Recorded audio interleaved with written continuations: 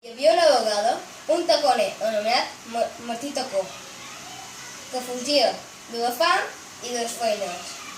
Un dia va visitar el palau del rei, on li va dir que amb un cop matava 4 i en parlava 8. I va respondre al rei: si això és vera el que dius, et faré matar una bèstia, i si no arribes a matar, et matarem a tu. T'enviaré amb 40 soldats.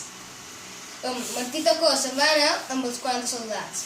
Quan ell hi va arribar, els 40 soldats es varen fugir. Ell va pensar que si tornava el mataria. Es va posar darrere un pi i la bèstia li va donar una banyada en el pi mentre ell la pegava amb una pedra, fins que al final li va arribar a matar. El rei va enviar 4 criats a cercar a Martí Tacó, perquè després va sortir una altra bèstia, que era un drac de 7 caps. El Martí Tacó va agafar 40 soldats i va partir cap allà.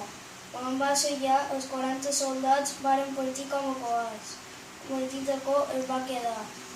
El Martí Tacó va començar a tirar-li pedres al drac fins que el va matar. Després li varen tallar els 7 caps al drac i li varen dur al rei.